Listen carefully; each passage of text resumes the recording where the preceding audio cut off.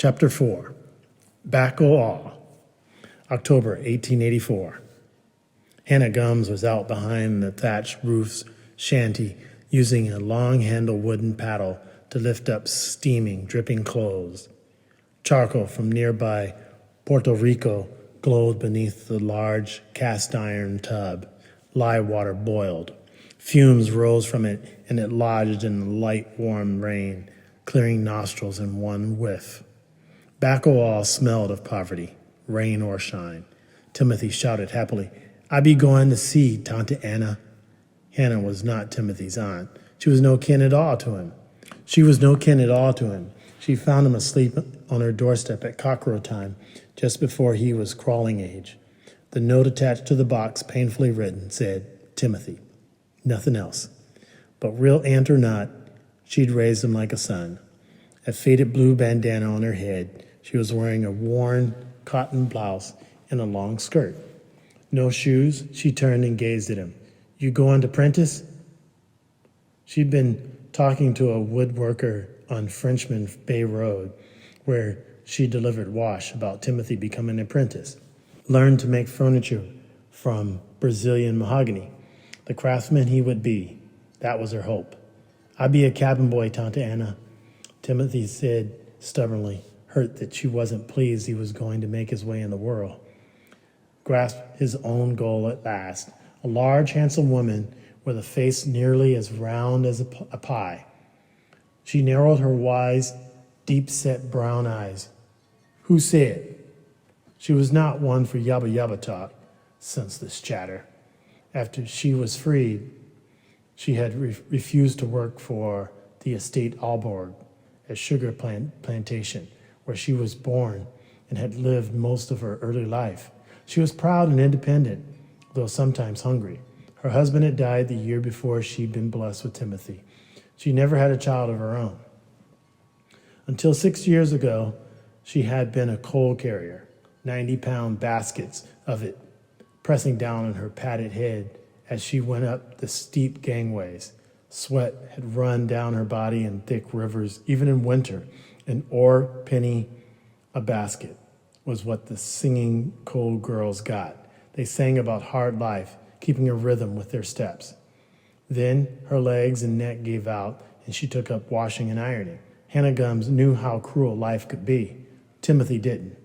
As yet, that was what her eyes were saying to him. The buckra mate on the schooner said, "Foremast, that schooner going to New York. They be giving me 4 kroner a month and feed." His own eyes glittered with victory.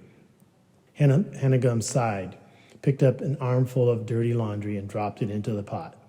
"Best you stay with me. I be going, Tante Hannah," Timothy said again, picking up the paddle to stir the great pot for her.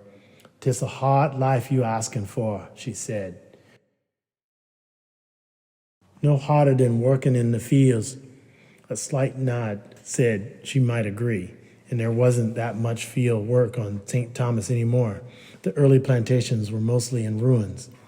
"You best wait to make the chair and the table," was her final pronouncement. Not wanting to look at her, knowing he'd miss her night and day, he looked at the huge pot. "To see as wha must go, Tante Anna." Her silence told him she would not interfere. He added, "Maybe I'll be a captain. Then you can cease hard work for the buckra." Hannah laughed softly. "Don't tie the rope till you catch the goat," she advised, pushing more charcoal into the pot. Timothy knew what she meant. "Don't get your hopes too high," he laughed back. "Captain Timothy, the schooner Hannah Gums I be." She moved a few feet to take the boy into her arms. Neither paid any attention to the downpour or the fact that they were both getting soaked head to toe. The sun would likely shine in a while, and they'd dry off soon. It was nearing the end of the rainy hurricane season. Then she stepped back, as the mate had done, to take another look at Timothy, but hers was a loving one. She'd raised him well. Despite her lack of schooling, he was a smart boy. Wisdom seldom came out of books anyway. He was as strong and healthy, she knew. A weed woman, she used her knowledge of herbs and plants to to keep him that way. Callaloo, the green leaves of the dasheen plant, always worked wonders on the supper table. Tea from the gritchy bush leaves kept his body tuned. A sliver of bitter sempervisum, the Ohlone plant, had fought off colds. There were 24 other bush wonders she knew about. The soapberry bush helped burns and scalds. So did the fresh banana leaves. The toothache tree relieved jaw pain, and the beta knocked down fever. Everyone in Bacawal came to Hannah Gums with physical complaints, leaving a few ore if they could afford it. Yes, looking at him now, she knew she'd raised him strong and well. And now, sadly, it was time to let him go.